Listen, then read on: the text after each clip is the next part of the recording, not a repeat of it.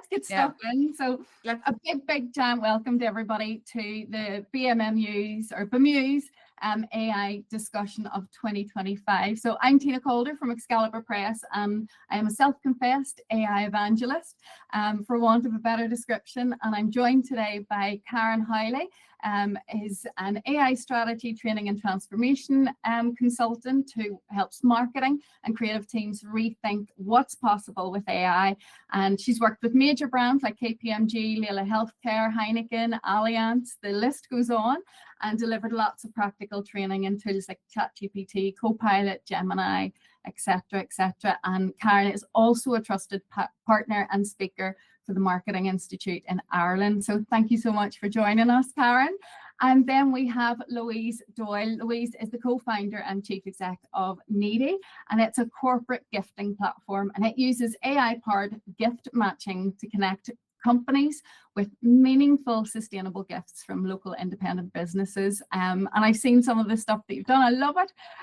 So under Louise's leadership, Needy has grown to work with over 150 B2B clients, and that includes Microsoft, Spotify, QuickBooks, you name it.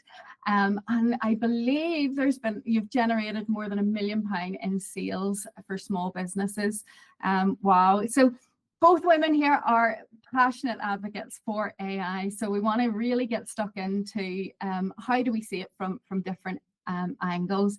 As I say, I'm an AI evangelist. I came to it very I was a hater. I was a hater at the very beginning. So during COVID, I had tried things like Jasper and Copy AI, and they were really rubbish. And I was like, yes, because I'd come from journalism, I was a copywriter, and I thought, oh my goodness, it's going to steal my job.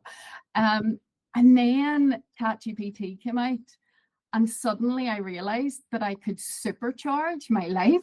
And it was like, oh my goodness, never mind the stealing my job. Now I can act more strategically. I can spend more time doing the bits that I love. I can throw off the grunt work, all of that.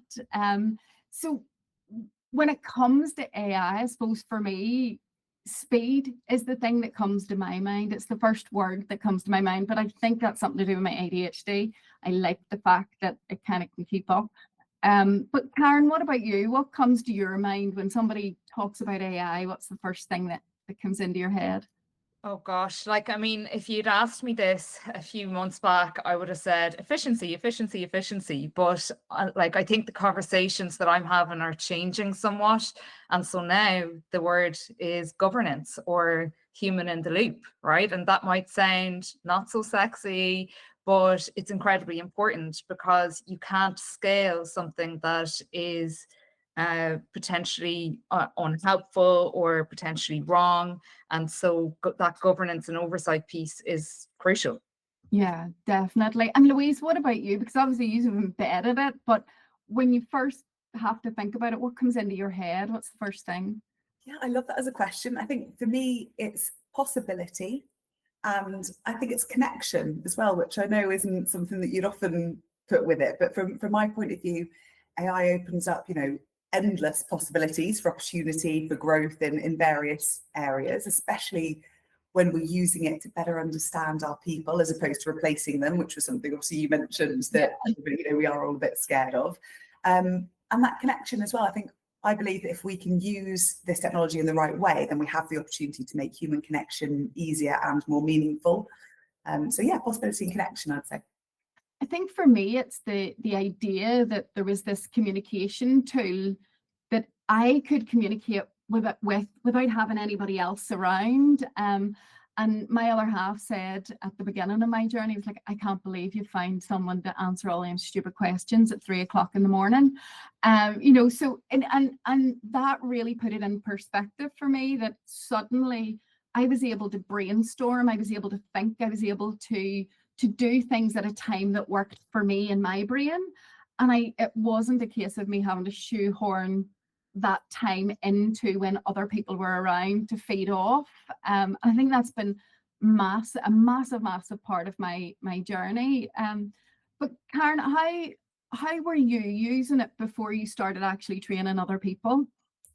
So I suppose much the same as yourself, I came to it because I was operating as a consultant. I was like, how can I act more like a team with just me and grow what I'm doing with just me? And so it was like, and I used Jasper, was one of the first tools that I used as well.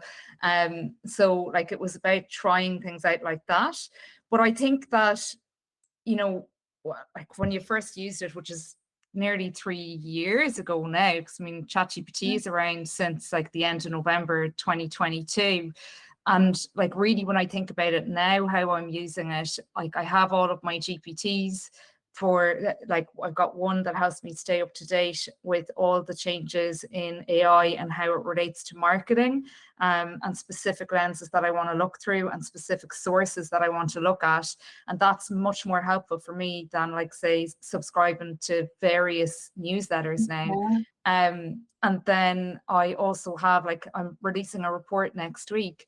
And so as part of that, again, being a team of one, I'm like, right, how can I do this? And so I actually used GPT agent to create the media distribution list for me for a press release. And so, I know that relationships are really important in that game, but also I think that there's something that I can try out too. And then with Copilot agent, I now like proposals. Like, so I guess I do a lot of proposals because when I work with people, it's quite bespoke. And so now I use like literally the transcript as an input and then just get like a proposal that is, I would say 90% there. And I know like that for me is so unbelievably helpful, because I used to spend like half a day, if not a day, doing up bespoke proposals, and they're time consuming. But now the whole process genuinely is like, I can have it done in 10 minutes.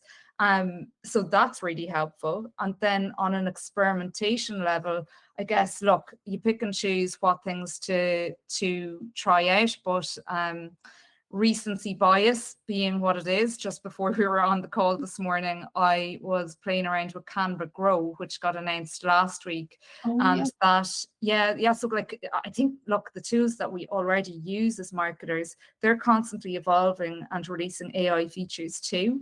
And so Canva Grow is where you kind of feed it your product page or your URL, and it's automatically going to generate a first draft of different ads for you based on the content on your website. And I think that Google Labs has also introduced something called Pameli. Now that's available in US, Australia, Canada as beta at the minute, but I think it's interesting to look at these platforms because they also signal what we might be able to do in the future too. Yeah, one of the things that I've sort of said is it helped me to be much more present in meetings and in strategy calls and in my mentoring sessions and consulting, because what it did was it released because I have a desperation to take detailed notes, but now the notes that I take are just they're just things to remind me now. It's not the actual information, whereas previously I would do the call and then I'd have to take it away and then I do my thinking, whereas now I do my thinking on the call, and the person on the call gets the benefit of me being 100% focused on the conversation and not on what it is I'm trying to write down so that I remember it when I come back to it later. And I think that has transformed how I work.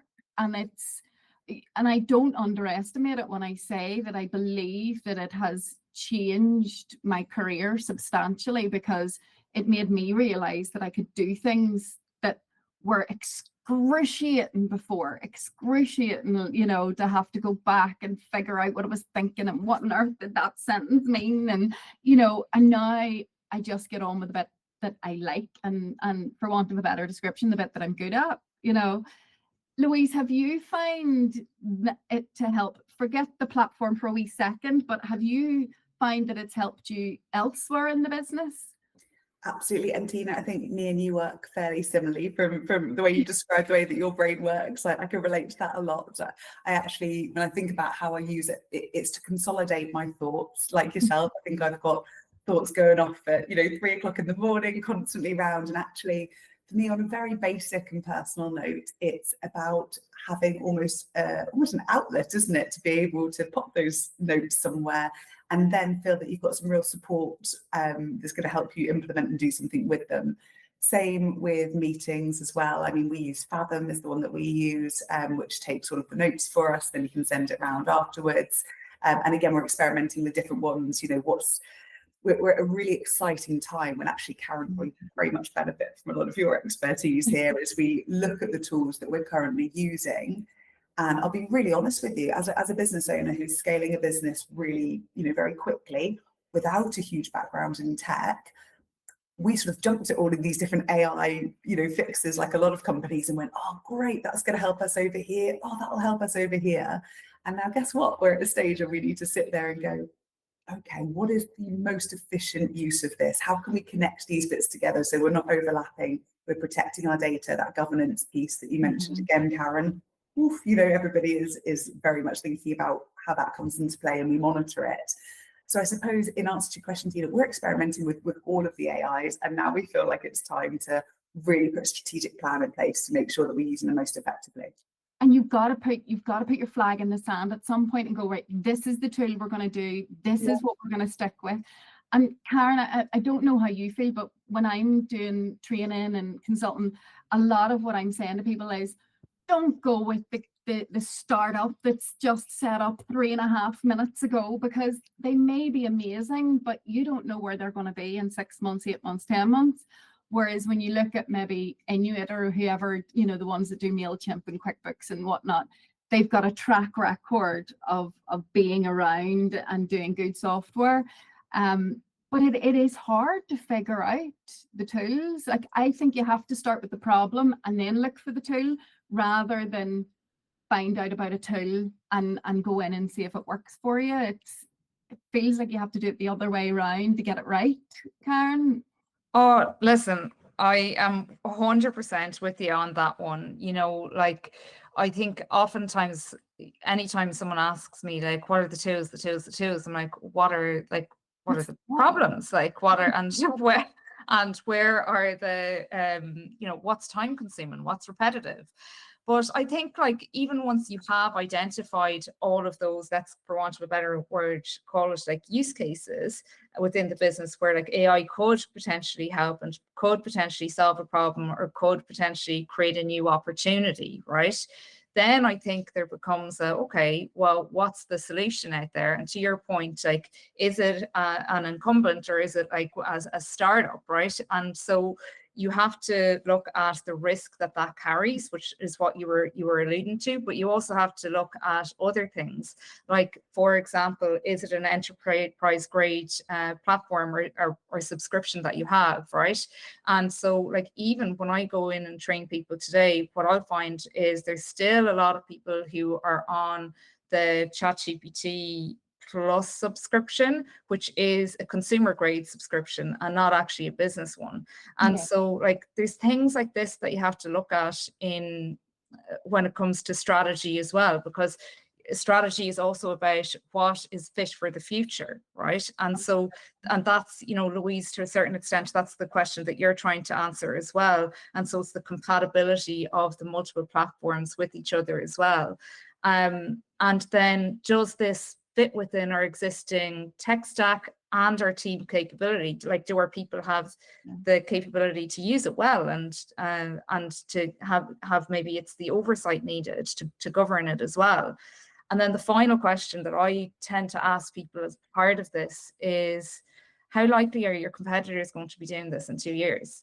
And if the answer to that is really likely, then it's a strategic imperative. You have to get with it and look at this, right? So yeah, like, strategy definitely starts with the problem or the opportunity, but then along the way you're answering all these business questions. And you guys have probably also seen in the headlines over, like, I think it was in August, MIT released a report that went somewhat viral saying that 95% of enterprise AI pilots fail. And to me, part of that as well, like, whether 95% is like a a true figure. I've definitely seen other reports saying that we're not yet seeing the value from AI, but I also think that that stems from how well was the use case defined in the first place, and how well was the governance that assessed the risk and the feasibility along the way, you know? And also the how user friendly the actual interfaces are, because one of the things that I'm constantly saying to people is learning AI is not about learning tech, it's about learning how to communicate. And if you learn how to communicate, then you've figured out the tech part, because the good user interfaces will make it so easy that you don't have to learn any tech. And that's the big thing for me, is that a lot of organizations are trying to fast forward into how do we integrate this? How do we get, it to do all of our emails and do this, that, and the other? And for me, I think the biggest problem is that we're not actually sitting in the early stages, and we're not getting our staff and people used to actually communicating with a robot, for want of a better description. And a lot of people that I speak to don't even understand that it's not working in language. They, even that is a light bulb moment for people when you think, no, it's not working in language the way we do. It doesn't understand the way we do. And very often I find you've got to get people over that hurdle first before you can even start talking about automation and agents and all of these things. Because if one more person asks me, how can I get it to answer all my emails? Because somebody on LinkedIn went, I've got ChatGPT to answer all my emails. And you're like, no, you didn't. You got ChatGPT to work with like NNN or Make.com or Zapier or something, and you know what you're doing. So you figured all of that out. You made all of that happen. But generally speaking, the average everyday person is not going to be able to sit down on a Saturday afternoon and do it. I tried with Make.com. I was 6.5 hours in, ready to pull my hair out, going to throw the computer out the window.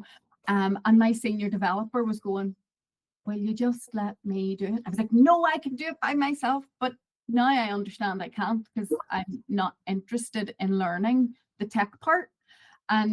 But I do all of the other side of things. So I think when we're looking at adopting AI, it's figuring out what is relevant, that is going to make a big difference. Not that's just going to make a tiny difference and it's going to take you longer to set it up than it is going to be to figure it out. And I suppose, Louise, that's where, when we're looking at personalization in marketing, this, like, to me, the personalization thing is awesome. Being able to get your customer personas down to the, like, oh my goodness, the graphic detail that, back in the day, I would have to ring people to go, right, okay, your dad's a golfer, isn't he? Like, what kind of stuff does he like? Whereas now I can get a lot of that information and then just go and qualify it, or go and, get somebody else to go, yes, that seems right. But what made you look at personalization and AI? Was it there was no choice, rather? I love that as a question. I actually love thinking back to our initial Steph and I say one day we're going to get our initial business plan framed, because it was such a different world when we created that. I remember sitting on Bournemouth Beach with Steph in the middle of summer, large glass of wine, and a printed out business plan for Needy. And it was so funny because we, at that time, that there was no AI, really had not taken off in a big way at all. In fact, we were very, very, from our point of view, we had no real information about it, but we knew that behind that personalization and that matching, as you're saying there, we knew how important that was. We knew that every single brilliant gift that we'd ever received had always been something that was matched beautifully to our personalities, that showed the connection between us and that person. It was a shared interest. All of these things, we knew that. We're also really aware as well that the psychological principles behind that personalization and matching, there are specific ones. Therefore, it's mathematical. Therefore, that can be an algorithm. Therefore, it can be replicated.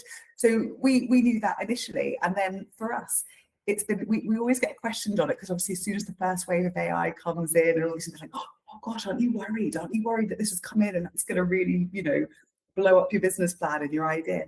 every single time. No, it's brilliant. It's just, we feel like since we started Needy, we knew the importance of personalization is huge. And every step along the way, it feels like technology is just being, you know, coming in to support us, to get us closer to that goal. And now you're right, that level of hyper personalization that you can get for a client, it comes back to our initial question, Tina, and saying like, why do I see, you know, AI, the future of possibility and connection? Genuinely believe if you use it in the right way, don't get me wrong, I'm very aware how you could use it in the wrong way. Oh, yeah. I mean, we all are. But if you use it the right way, I'm like, oh my gosh, imagine how felt, you know, how seen, how valued people can feel by you taking those real personal details and using them to show your appreciation. And it's interesting because I had this conversation last week with a peer of mine in the industry, and she has all the ad blockers of the day on, and you know, turns everything off. Whereas I'm the opposite. I'm like, oh no, if you're going to advertise to me, I want you to send me stuff I like. I want you to send me stuff I'm interested in. I don't want to see, you know, golf or cars or something that I just don't care about. And she was like, well, I don't want to be manipulated. And I was like, well, I do. If you find something that you think I'm going to love, tell me, you know. And I thought that was a really interesting conversation from the point of view that I was like, surely everybody wants to get something that they love. Surely everybody wants to be exposed to the things that they're interested in. And it really did open my eye to this idea that, you know, there are people who want to craft their own journey the hard way. I'm like, no, life shouldn't be that hard, you know, but I get it. And I suppose with your platform and that hyper personalization, where do you take it next though? Like once you've got the hyper personalization, what do you do to make it special the next time? Or, you know, is there a next step? Absolutely, and that's where again AI can help to make that even better, right? So it's constantly learning and evolving. That's the idea, you know. So you know, you're right. You get one gift and it's sent, and it is brilliant. It's connected you. You felt seen. It's everything you wanted. Now, if we're able to track the feedback from that gift about why they liked that, you know, if we're able to log that, to say, okay, let's say maybe it's part of a set. So then the next year, maybe there's something else that can go in there, or there is so much more that can be done when we do capture that feedback that people like. And equally, we learn just as much. And we always say this to our clients. Sometimes, you know, if the gift matches aren't brilliant, that brutal feedback about why it's not correct, you know, that human feedback, that's so helpful to us, because that means that we can use that, you know, in future to make sure that we get them even better. So I think it's that constant learning that will make things better in future. Yeah.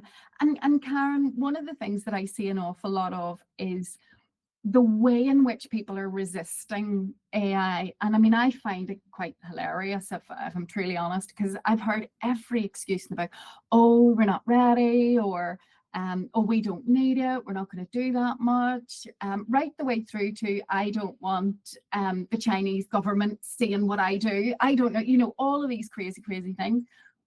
Do you find that it is more in small businesses, in large businesses? Do you think it's just like, is it a generational thing? Have you seen a particular type as such? So I've actually done research into people's emotions and AI. Now it's in the Republic of Ireland, but I still think that it can shed some insight into this.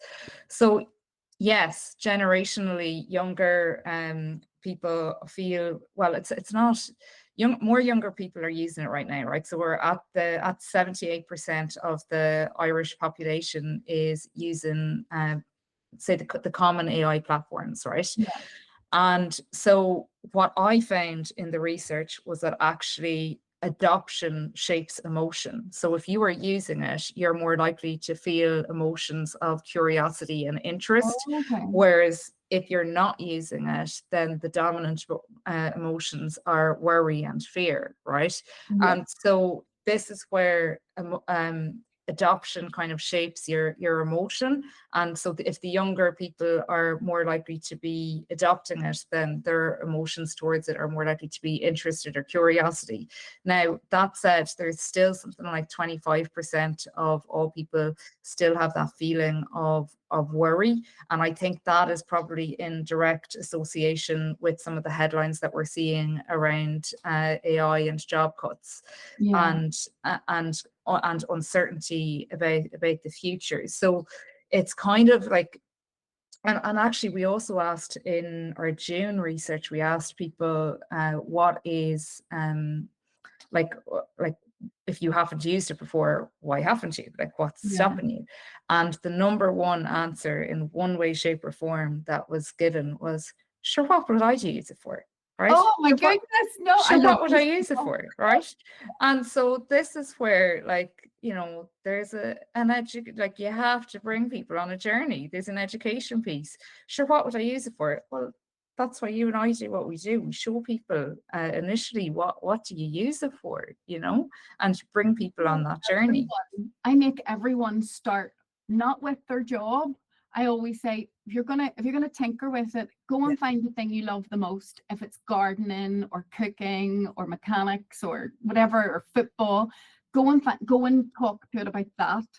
Because I think when you put it in the context of something that they feel passionate about, the light bulb goes off a lot quicker. And I've seen people be like, get all that from, never mind, just keep talking, you know. And I think that for a lot of people, they're not conceptualizing like what it can do or what it can bring. I mean, one of the first uses for ChatGPT, my brother, pain in my backside, rang me up. I'm going to start walking every day, Tina, 4 miles a day. Where do I need to walk to? I was like, what am I, Google? And he was like, no, seriously, will you find out?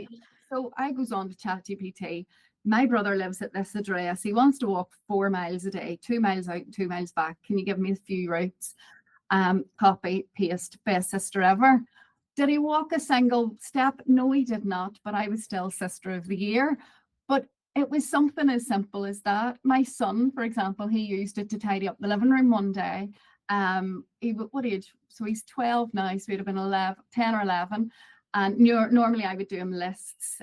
He's neurodivergent and needs quite focused. So we took a photo of the living room because I wasn't around, uploaded it to ChatGPT and asked for a list to tidy the room. And lo and behold, his daddy came in, he was on the laptop. He was like, you're supposed to be tidying up. He was like, I'm getting a list. And it was interesting to see how his brain went, I have a problem, this thing solves problems, let me just go to it. Whereas adults that I have tried to have that conversation with are just like, what are you on about? Why would I ask it? And I think that's where, from an education point of view, and also from I suppose, a learning point of view within teams, I think we've got to put so much more focus on critical thinking, analytical thinking, innovative thinking, design thinking, all of these types of things, because without it, I don't think we're going to get the best out of the AI tools, really. Yeah, and just if I add to that, like without it, you could end up in hot water as well. Like if you don't have that discernment or critical thinking skills, then the risk is that something goes out that's flawed. And we've already seen this. Like, I mean, you know, examples of ads where AI was being used and, you know, might be extra fingers. It could be something obscure in the background, something off with the product. And like the damage to that is reputational, and like your reputation costs money to build up. Like that's the brand. But we've been making you know? mistakes in marketing for a very long time. I mean, if I had to think back at every time I pressed a button, the big green button, and something that shouldn't have gone out went out. And what amazes me is, because it's AI making the mistake, people are sort of making it worse, as if it's like it's the worst thing ever. Whereas when a human was making the mistake, oh, well, they're just human. Is it a case, Louise, that we're expecting the robots to be right all the time, and then we're really disappointed when they're not? Or I can't figure it out, because we've been screwing stuff up for a long time. That's a really good way of putting it. And actually, the thing that keeps sticking in my head is what you said before there, Karen. I was like, the people that aren't using it, you know, they're fearful of it, and they're probably fearful of making mistakes. The people that are going to be curious. One of our real big mantras in Media is absolutely go ahead and make those mistakes. And in fact, as CEO and co-founder, I probably too often sometimes put my hands up and say, oh, like this is another mistake I have made recently, but these are the learnings from it. And I think that that's the human element. That's what helps us grow, right? Like we have to make those mistakes because we learn so much more from them than we do from getting it right all the time. And I think when it comes to using AI, yeah, do you know what? We're going to make some mistakes with that as well. But I think it's about allowing your team to stay curious, allowing them to be able to make the mistakes as well without feeling like they're going to lose their job. And I was at the AI conference in Belfast recently, and someone on stage was saying they started off with their team saying, who's using AI, who's used AI this week? And, you know, it's like a tumbleweed, maybe a scared person. Sorry, you know. And then he said that he actually over time he evolved that question to how have you been using it this week, and then sharing those kind of best practices. And he's noticed like such a huge increase as a result of that. And I thought it was a lovely way of reframing it with the team. Yeah, and I think that's the thing. So for me, businesses that aren't embracing it, it's like people taking drugs under the table now. So they've got it on their personal mobile and they're screenshotting it to themselves in the office. And I'm kind of going, how did we get to the point where, say, government departments were treating ChatGPT like heroin? And that seriously is what's going on. To the stage that I heard recently that they have created some sort of negative scale in the like tech readiness of government, and the negative scale is we've actively banned it in departments. And I was just like, no, I can't cope with this. I can't cope with the fact that we've accepted that we're going to ban it. And it's the same in schools. Like we're going to have a generation of young people who have lost out on tech readiness. What do you think about that, Karen? Do you think that we're going to see that within even the marketing industry, where we're going to have all these young people coming out, they weren't allowed to use it, and yet their colleagues who maybe got into the industry at 16 are way ahead? Yeah, I think that organizations and government need to rethink this one and relook at it, right? Because I think some of it is just basically still in that rhetoric that we heard 3 years ago, which was very much so like, oh no, ban it, can't use it, it makes mistakes, right? But like the reality is, right? I mean, these platforms have come on, like they're enterprise ready, they have like security built into them. And so you should be evaluating them now around that. But you should also like, I mean, the reason why I just think that it's maybe not feasible to completely outright ban things like this into the foreseeable is because they're becoming consumer platforms, and we're marketers who connect with consumers, and we also have like you know, have to connect with consumers on the platforms that they're using.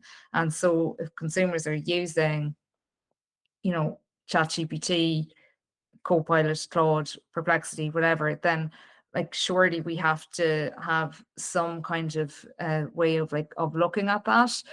Surely we have to have some way of testing that even ourselves. Like sure, we've got our agencies who can do some of that for us, but even internally, would we not want to do that? And yeah, so I don't know.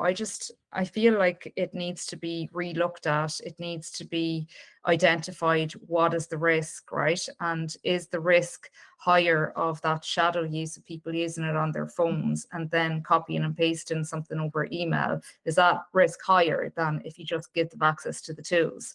Ultimately, I think this is about the leadership skills are not quite there for many people because they don't have the right AI literacy in place, like to actually lead in an AI enabled workforce or world.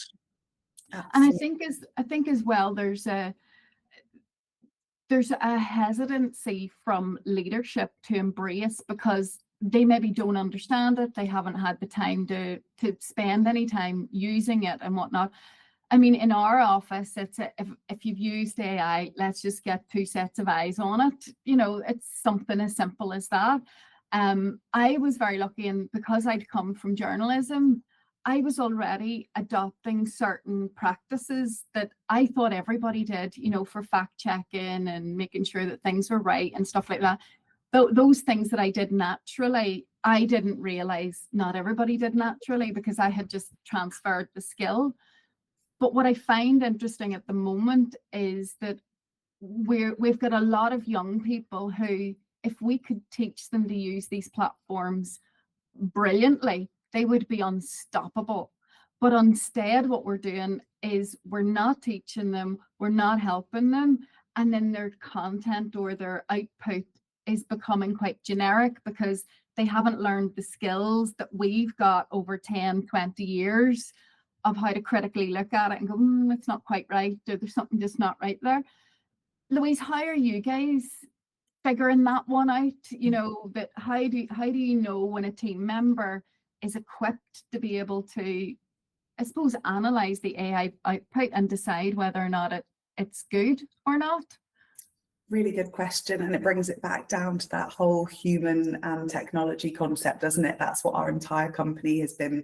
It's like fueled by technology, powered by heart. Like, we literally are all about making sure that we get that exact right combo. And to be quite honest with you, Tina, right now we're going through a learning process. So we're actually reevaluating exactly who has training in which areas, who's able to use the tools that we need to get there.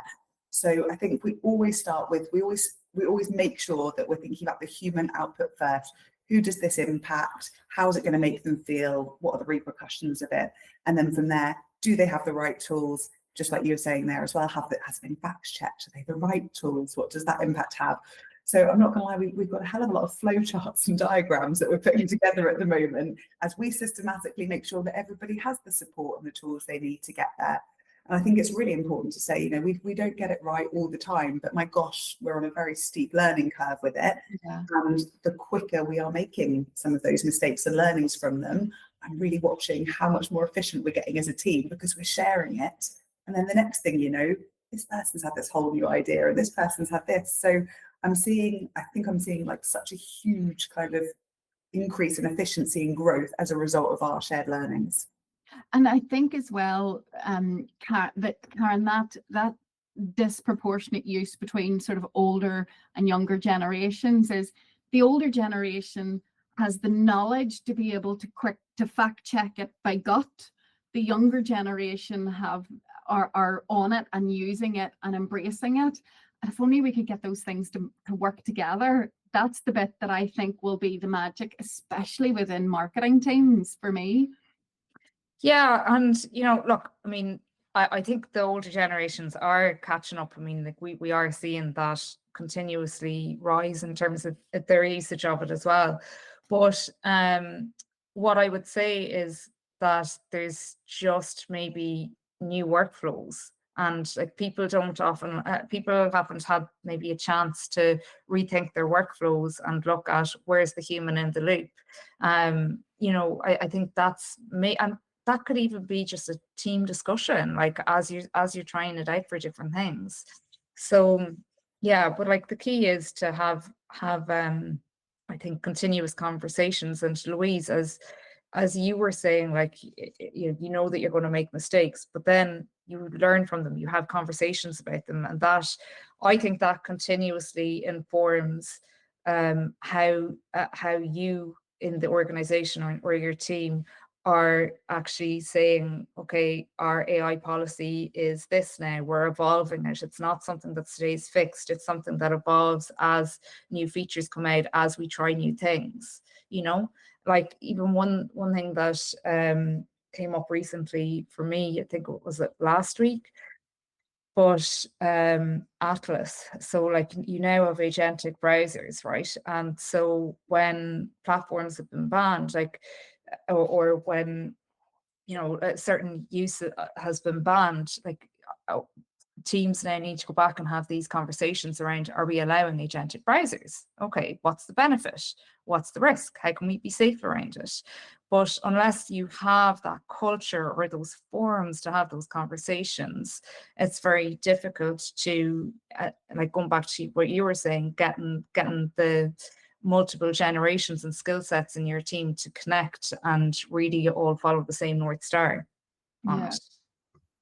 And I think as well, there's a lot of conversation.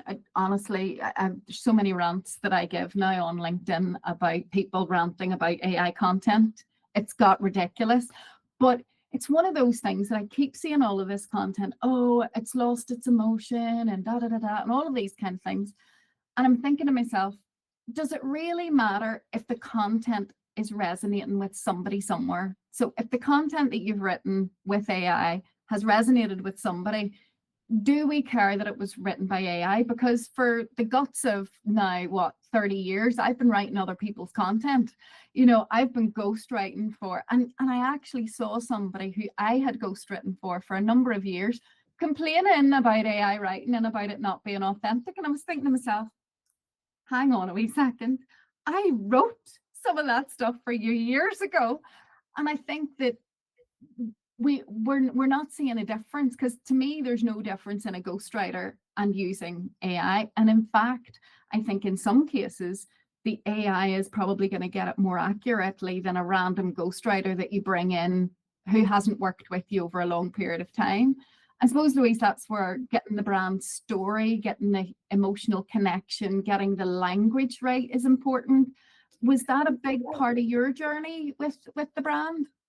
I'd also, I love your perspectives on these, Tina. I think like that's such an interesting one. You could have like an entire conversation, couldn't you? Just about that. I'm sure you have. But I think that I suppose, you know, we've used AI to help write some content in some places as well. But it's just having, again, that human in the loop that you're mentioning there, Karen. It's making sure that you've got that person to double check. Is that definitely my opinion, or has my opinion suddenly been changed by the way that the AI has written that? And I think there have been a few occasions where we've had to, you know, really double check that. And we're in the process, you know, of building our brand, and we're so lucky, you know, already we've managed to grow in a very short space of time. I think we've done, what's it now, about 3 million in revenue for these local businesses, with these huge corporates that are using what we still see as little old needy. You know, they're using us and the local businesses that we work with to show off their brands. Therefore, it's so important that ours is right. And I think using AI to get our brand out there at the moment, we use it to amplify, for sure. We use it to, you know, to get us further. But when it comes down to the core values of exactly who we are, our mission, our vision, our purpose, all of that side of things, that is still for us very much a very human, everybody around the table with post-it notes, you know, having that kind of discussion. And we want to really make sure we keep that human touch, no matter how quickly we expand with AI supporting us to do that quickly. That human kind of, I suppose, brand and feel behind it all is number one for us. One of the things that I do on a regular basis is I get ChatGPT to interview me. So I will, and I'd be like getting ready or something in the morning, and I'll say, like, I want to talk about this, I want to write something about that. This is kind of what I'm thinking. Can you ask me questions one at a time? And when I'm finished, then you can ask the second question, etc., etc. And by the end of it, I have essentially done an interview with myself.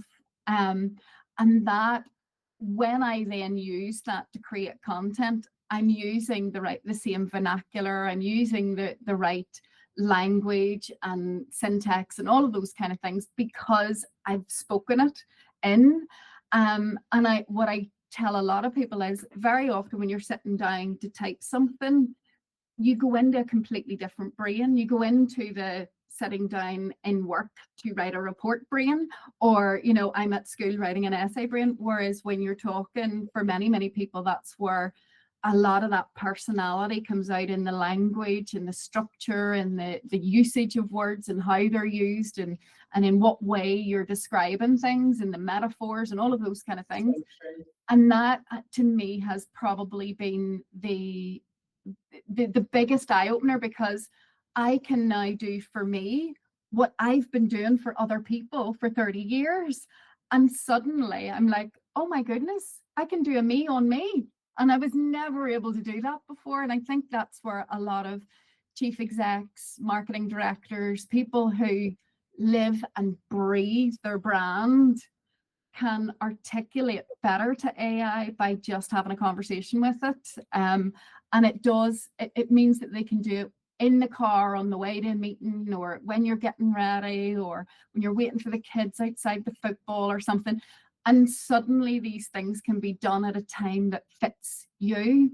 And that, to me, has been the most special part of the marketing. I don't know, Karen, if there is a special way that you might use it to get the best out of it for yourself.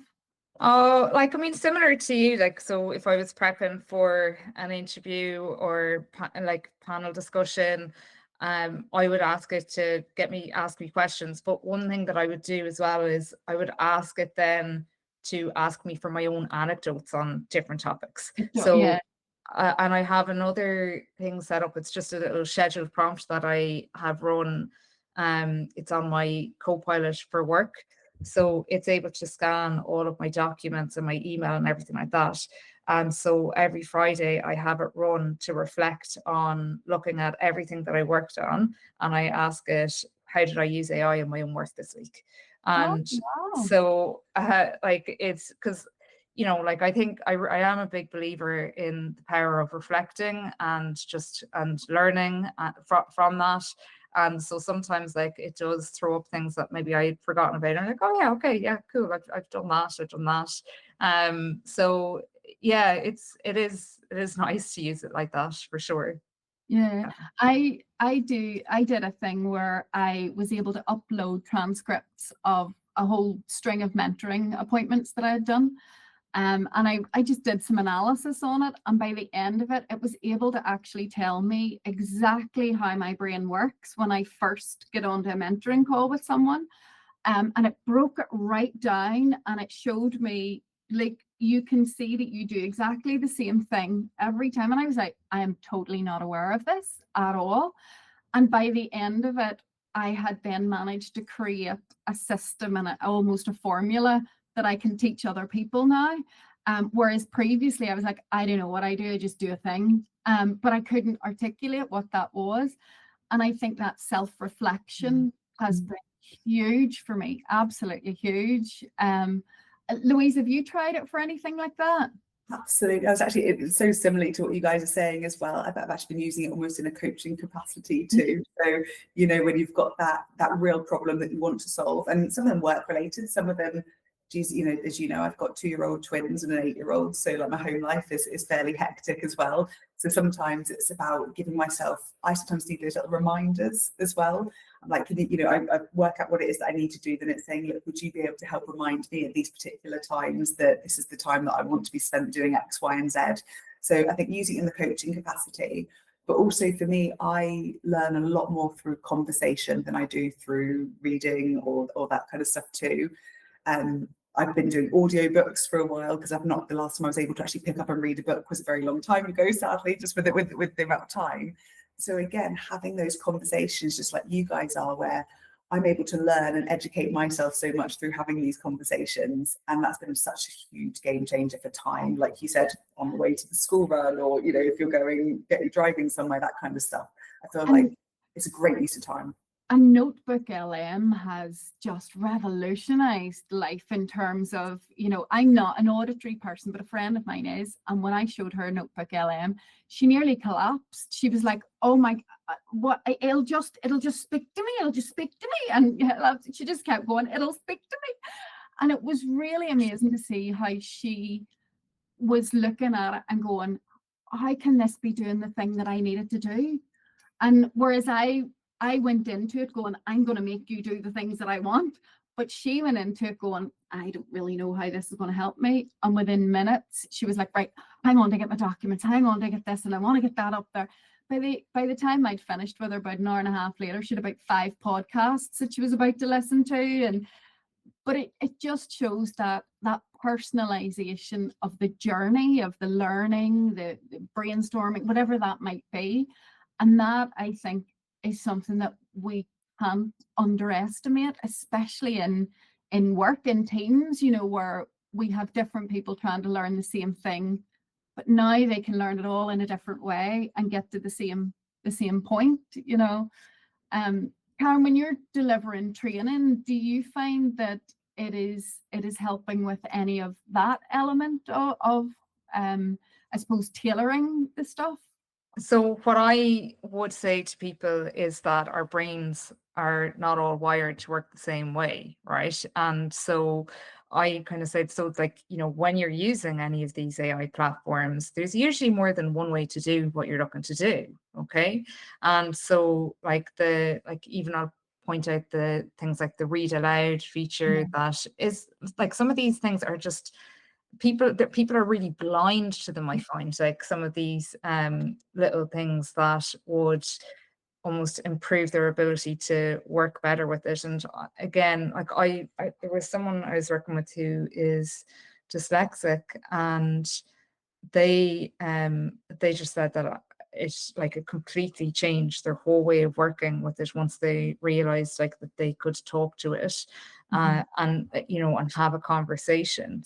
And so I think it's huge, but it's like when I'm training people, it's just about pointing it out to people, and maybe also suggesting, like, so I'll give a few different techniques of working, or like getting answers from the AI, right? Some is conversational, where, as you say, like you get it to ask you questions, but then another might be a prompt template.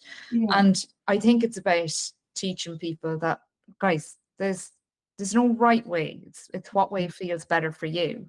And so I get people to try it out and then ask them, which one did you prefer? Yeah. And so and in some respect, that's a self-awareness technique even for them as they're trying out the different features. So that's probably how I'd fold it in. Yeah. Do you think, in terms of, I suppose, the marketing industry, Louise, do you think, is there anything that you see a big opportunity kind of coming at us that we're just not maybe capturing quick enough, or we're maybe still trying to get used to the other tools, and you've maybe seen it coming down the line? Well, I think there are so many areas that we can get ahead. I think I'm even thinking now about our growing marketing team that we're growing, So in a world of AI where everyone's saying, well, we're automating everything with AI, we're looking to grow our marketing team at the moment because we see how important that is and what they can achieve. And I think the area that we're really double downing on at the moment is just that, like we said before, that hyper personalization, so that we're speaking to that person and making them feel completely seen and heard. So for us, that's the route that we're really looking down at the moment. And I think that from our point of view, humans are the ones that are going to be able to do that with the right AI tools, as opposed to the other way around. Yeah, and Karen, do you see any opportunities that marketers are maybe missing because they haven't quite, I suppose, embraced it enough, or because it's maybe just not something that we maybe think can translate over? Or I think it's actually around like understanding what's the capability now in November 2025, and how has that changed since the same time last year. yeah. And like, if you look at image generation capabilities, video generation capabilities, like I can see by your reaction, like they've just come on so much. Like, how did we live without Opus and the script? And yeah, we literally will take a big video and clip it into all the small ones. Done. Couple Yeah. of clicks and you're home in a boat. Like Opus Clip is amazing if you've got long form content and want to create short snippets, and it gives you the virality rating, like how likely is it to go viral. It's just really nice. I see your doggo in the background, so Yeah. but I think as well there's like say Higgsfield AI is also interesting because they give you access to multiple different image or video models, right? And then you can choose the different ones to generate ads. Okay, so you just upload, say, your product image and then have it create video advertising, right? And so I think it's interesting to see and to look at this capability. But again, remember that you have to match it with the problem or the business goals. So like Louise, in your case, yours is mass personalization. That is that's the opportunity that you're trying to focus on and solve for. And so I would say that as much as like it's about looking at capabilities, it's also then relating it back to the problems. But one more, if I just kind of say, platform that I've been impressed with. I don't know if you've heard of or seen clay.com. Oh no. Yeah, so clay.com, it's probably like more in the go-to-market and sales prospecting side of things. But I guess, sales and marketing, the lines blur somewhat, right? But Clay is amazing for building prospect audiences and doing very targeted outreach. So they will scan over 100 sources to find the email address that you're looking for. But they can, like, it's just really interesting, I think, what's possible in that domain. And they'll create, as I said, custom messaging then as well. So it's probably earlier in the funnel, but it's also another interesting capability to look at. And I've also gone in to say to agencies, and I've said to them, okay, this capability exists, it's for sales and marketing, but like, you're always trying to update your media lists and the journalists that are on them. We use it all the time for stuff like that. So could something like that solve for that as well? So sometimes it's about looking at these capabilities in another domain or another function and trying to say, okay, if this capability exists broadly with AI, what kind of problem could it solve for you over here? So yeah, we used ChatGPT Deep Research recently to do a variety of stakeholder lists for different council areas for a project, and it saved hours and hours and hours of work. Obviously, there still needed to be human, sort of coordination, and we needed to, plug in blanks and stuff like that. But it was that getting you off the blank page. But interestingly, I'm wondering, how will we see recruitment, especially in marketing, change? Because I think with AI now, I think we've taken knowledge out of the economy as a commodity. So we there's no point paying for knowledge anymore, because somebody has gone to university and they've learned this, that, and the other. What we're paying for now is, how do they use it? How do they apply it? How do they contextualize it? How do they take what they know or can get to know and put it into, I suppose, the right space? And that's the interesting thing that I think we're going to see happening, where our recruitment practices are going to have to change, and what we're asking is going to have to change. Do you know about X, Y, and Z? Never mind if you know about X, Y, and Z. How would you apply X, Y, and Z is now what I'm asking. I don't care if they know the thing, I can teach them the thing. But now that whole, I suppose, that conversation around, recruit for attitude, and because you can teach the skill or whatever.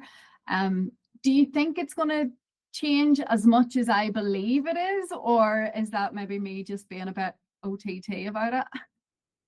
I like to think that it is changing like that. And actually, so I was in recruitment many years ago myself, and something I don't have a degree myself, so my CV before I got into all of this probably didn't look great. So I think I've always been incredibly passionate about recruiting for the personality, for just what you said there, Tina's skills can be taught, of course. Again, it's just so fresh at the moment, because like I say, we are recruiting in marketing literally right now. And some of the candidates that have impressed us the most have been the ones that have just shown an absolute innate desire to learn, to action. They're driven, they're positive. It's their personality. And actually, to the point that we've got another candidate right now that might not be correct for this particular one, but her personality is so needy, as we call it. Like she's true needy through and through. That actually, do you know what? There's going to be a time when we'll find a position for her. So on the recruitment front for marketing, like you said, I think there's going to be a lot more onus on people's personalities and what they can bring to the company, how they can use those tools themselves. And I think that's a good thing. I think that's diverse. I think that means you're going to get a really great array of people that build your team culture. And Karen, are you seeing that reflected in, I suppose, how teams are adopting AI within the recruitment space? Because I know that, there's a lot of conversation around, AI wrote your CV, so I'm not even going to read it, and all of this kind of snobbery, and I'll not go into that rant just today. But it's one of those things that, for me, again, I've written so many people's CVs over the years, so many, from family members to friends to professionally having to do it. And I suppose we're no different. I think maybe we're just going to have to do lots and lots more interviews now, I suppose. So, yeah, what I'd say is it's about, I think, one thing that I've heard, I think it was another report over summer that came out, but that people were turning up to the interviews and their skills didn't match what they were in person. So I think from that side of things, it is important to meet people. It is important to test people as well. And the skills that I would look at is what's their appetite to grow, you know, and what's their appetite to learn. Because if you think about and marketing has, I think, been like this for a while, because the platforms are always changing, our consumer expectations are always changing. So I think by nature, like if you're working in marketing, you should always be learning too. Okay. And so now I think that learning has to happen once a quarter, like, you know, whether that's training, a webinar, taking time to go deep on something and experiment with it. But it's testing out the appetite for that in an interview. And then I'd say slightly before the funnel, I mean, I'd be concerned that some people sometimes the right people aren't getting through, because maybe your criteria is looking at factors that, you know, Well, like when you get AI to write the job description and they're looking for 10 unicorns in one person. Yeah, like I don't know, I do worry sometimes that like maybe not always the right people are getting through too. Yeah. Yeah. And I mean, I think in terms of my own recruitment process, I'm not a bit ashamed to admit this, I recruit predominantly on gut feeling. And I mean, it won't matter what is written in front of me. If I don't get a feeling that you're enthusiastic, that you're prepared to learn, that you can use the telephone, and that you're curious, nothing else really matters to me, because I need those things. But very often there's one question that will with our company is like, can you deal with things changing in a minute, on a heartbeat? Because we are that agency, literally we're dizzy pivoting sometimes, and we very often, that has to be the key element, you know, because if somebody can't pivot, if they can't change quickly, there's really no point in them coming to us and after 2 weeks being traumatized because they're spinning around in circles and we're all like, you know, up in the air. But I think it's trying to figure out, how do we use the AI effectively, but at the same time not to the detriment, as you say, of the really good people that are out there who aren't using it because they think it's better to not use it. Whereas, you know, it's almost like the BSers are getting into the interview a lot quicker now. Almost is what I sort of think, but I don't want to put people off using it either. But yeah, it's I suppose it's like education. There probably needs to be a massive overhaul. And I think especially in marketing, where it would seem to me that there is more people who are a bit more aware of the tools that are available, and utilizing them perhaps. I don't know. I think that marketing is just the best case study for showing what you're made of when you're applying for a job. Like, if you are just going to use AI to apply for a job that comes across as a generic, the same as the other ones do, then you're not doing a great job at selling yourself in that respect there, are you? Whereas, again, I'm trying to think, like, again, I had an application recently. I loved it. You know, when you can immediately tell that someone had taken the time to really write that, because she'd shown, again, about her passion for this particular thing. She'd related it to something else that she'd seen. It was just written in a way that actually really stood out and captured my attention. And I just thought, well, gosh, if she's managed to do this already at this point, she's obviously taken a bit of extra time and thought for that first impression to stand out. Then brilliant, what's she going to be able to do for our company? And as you can imagine, she went straight through. I hadn't even read the whole of the thing, but she was straight through to the application for the other way around. So again, I know I am a little bit of an eternal optimist when it comes to some of these things, but I believe you can use it to your advantage. Actually, if there's a sea of people that are applying for jobs using AI completely, make sure that you're being that one that does something different to tweak to stand out, because that's what the companies want to see, right? Yeah. And Karen, you were going to come in there, were you? Yeah, I was just going to say that, like, this is where I was trying to go from. Like, if you're using AI to sometimes like filter those people, the chances are that the AI isn't looking at the visual representation of how you've like taken the time to do your CV, how you've taken the time to sell yourself, maybe using the brand's colors, you know, all of that, those little touches. And I think that's a shame if people's personality, like if we don't give people's personality a chance to be viewed or reviewed. I don't know what the answer is for that. Maybe it's for some jobs, not all, but I do think that sometimes when employers are trying to get applicants to fill out forms, you kind of lose some of the nuance because you're just trying to filter it by, have they checked that box, have they checked that box. And I think as well, I think we need to get to the point where we as the recruiters know exactly what we're trying to recruit. I think sometimes we go at it, especially in marketing, we're just looking for somebody who can help, who can come and do stuff. And very often you don't sit down and go, okay, where is the big gap in the team, or where do we really want to plug the hole? You know, yes, we know we need to grow the team, but you know, do we want somebody who's all about the stats and the analytics and all of the boring stuff that I don't like? Or are we looking for somebody who's all about the story and the content and the, you know, and those are sometimes are very, very different people. And I think that's where AI can help us behind the scenes figure out where our skills gap is and actually write our job descriptions to what we're missing rather than I suppose what generally speaking is marketing these days, because I've seen so many disguised jobs, like a sales job disguised as marketing and a fundraising job disguised as marketing, and I just would not like to be a young person on the job market at the moment, for sure. So I suppose we'll come to a close very shortly, but when it comes to marketers in particular being a little bit concerned or overwhelmed or a wee bit fearful of that, you know, AI is coming for their job, or it's going to, you know, increase their workload or whatever that might be.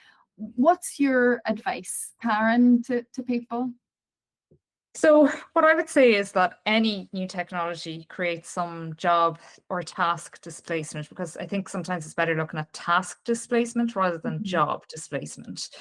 And at the same time, we know that new tasks or jobs are created in the process, right? So AI is changing how the work gets done. And when you know how to use AI, you also have an opportunity to play a role in shaping that for your business and shaping the future of how the work gets done. And there's a person who's needed for that. And as a result of being involved in those conversations and continuously upskilling yourself, you might also be the first to see the new roles emerging out of it. So I would say, you know, roll with it, just upskill, focus on your own skills, be part of the conversation, don't be scared of it. Yeah, and I think as well, it's like, you know, I think every business needs to have an AI ambassador, somebody who's coming in going, hey, did you see this? Hey, I was watching TikTok and this guy does this. And they need somebody to bring that energy and that excitement and, you know, so that everybody can sit around going, yeah, we don't have time for that, or yes, let's learn that, or whatever. But I mean, I'm just constantly saying you get on the train or get left at the station. And I think we're going to see an awful lot of people within the industry are playing catch up in a couple of years' time because they didn't get on the train, and then they've got that bit of regret. And we see it now with a lot of the social platforms. We see it with, you know, whether it's simple things like Google Business Profile or setting up your analytics or whatever those things might be. And you see that kind of scrambling to get caught up. And I think if we don't get caught up now, you're going to get so far behind that it's going to be really difficult to catch up. Louise, how are you finding it in your team to kind of get that balance between upskilling but not hemorrhaging time out of your life? Because we definitely have sat down in our office and went, we need a week off to see, like, to redo all of this stuff, you know, and then we think we need a month off because then we need to build it, you know, and instead we're trying to do little bit by little bit by little bit. And now we're all frustrated because we all know what we need to do. We know what we could do, but we can't get the time or the space. And it's a strange place to be in. It is. And I felt that. I felt every word that you just said. And I'm sure a lot of business. Yeah, exactly. I feel like a lot of businesses are probably in very similar. What we have done is, again, a bit like what you guys are both talking about there, we've created champions. So we've got some people in particular roles, right? You're the champion of this particular part of the AI that we're dealing with over here. You're the champion in this area. And by being champion, you don't have to be the full expert, but you have to be the person that's curious enough that will find out the answer for somebody else, and that you will help be part of the solution. And the other bit I just wanted to mention is actually it's so important, I think, for me, about the marketers as well, feeling worried about the jobs. Be the problem solver. Like ask your boss, ask your manager, ask somebody within your company, what is the biggest problem for your company right now? And if you can find out what the problems are and then help to be the solution to that, it doesn't matter if AI is going to take this part of your job or do that part. It doesn't matter. You're part of the solution. And I think that's something I'm really, really passionate about trying to instill into every member of our team. And that's how we're going to continue to grow. And I suppose we have to figure out, how do we identify these people? You know, in thought leadership, I call them the water cooler folks, that, you know, that they're always talking about what's coming around the corner. For me, if you're looking for these people within your team, they're going to be the people who, when Canva Create comes out every year, they're the first person to tell you that it's out. They're going to be the person that has watched a TikTok about ChatGPT's latest release, or, you know, and it's just keeping an eye on those people, because very often they can be dismissed as the person who's like constantly wanting to do new shiny things. And it's getting that balance between, yes, new shiny is lovely, but we also have a job to do. And it's making sure that we don't leave the Ferrari in the car park, if you know what I mean, as well. So how do we think, to finish us off, how do we think the next 5 years is looking like in marketing? For me, I think we're going to end up with an awful lot of people hitting the job and labour market from university who are way behind because they weren't allowed to learn, you know, within their courses. I think our education system needs to pick up really quickly. And I think we need to stop teaching tools and start teaching systems and processes and thinking patterns and that kind of thing. Because I find it really strange that, you know, universities and colleges are teaching people tools as the main sort of, oh, we're doing an AI course, so we're going to teach these tools. And I'm like, never mind the tool. Anybody can learn the dashboard. Teach them how to think about it, to use it properly. But what do you think, Karen?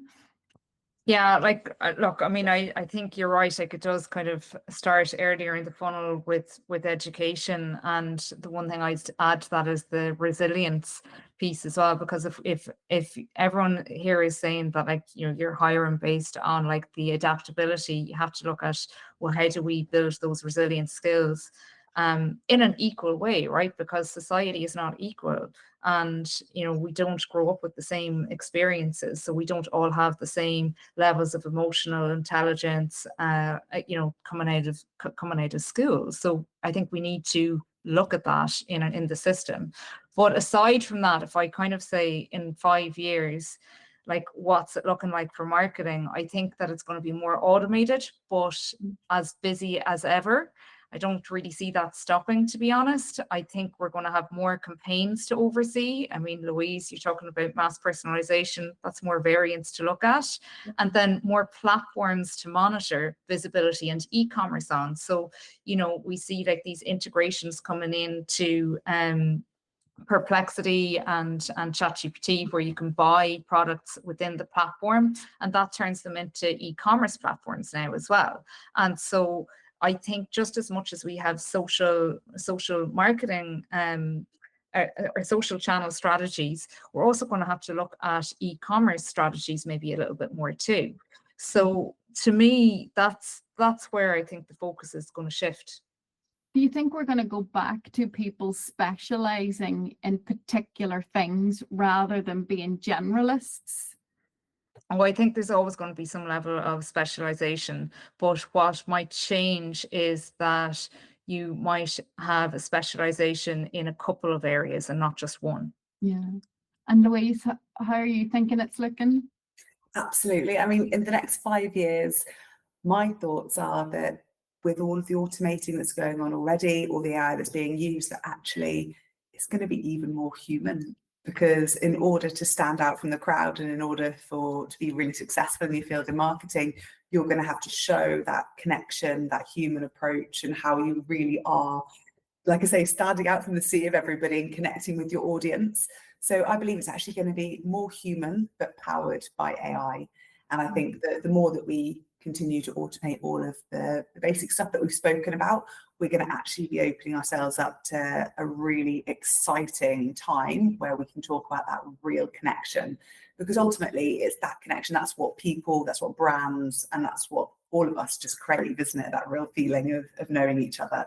So yeah, I'm putting my bet on 5 years' time, a lovely human marketing world. Oh, I love it. I love it. And that's what Industry 5.0 is. It's about bringing the automation and AI of Industry 4.0 and adding the human to it. And if we can do that and do that well, I think we're going to really see massive transformation. I suppose it's just dragging the naysayers along with us. And I mean, people laugh when I say when the iChip comes out, I'll be first in the queue going, stick it in here. But that's because I've always been obsessed with technology and communication. So on a very last note, what is the one tool that you couldn't live without? For me, it's Otter all day long. Oh gosh, well, I'm just going to say ChatGPT. Yeah, That's just it for me. It has all the features I need. I'm so sorry. I feel like I wanted to come up with a really cool one, but no, it's the conversations that I'm having with ChatGPT at the moment. That's what's changing things for me at the moment. see, I was torn, but the reason I go with Otter is because I'm a writer, so I could get there without ChatGPT, but I don't ever want to go back to transcribing things ever again. Never ever. I mean, I used to pay my sisters to do it for me when I was a journalist. That's how much I hate transcribing. So, but thank you both very much. Thanks, Louise. Thanks, Karen. And I'd love to hear more from people. And I believe there's a place to do comments and stuff like that on the platform. So we'd love to hear your views. We'd love to hear your thoughts. I'm going to try and find out why my screen keeps going in and out. That's very scary. It's a good thing I tidied up on the side there.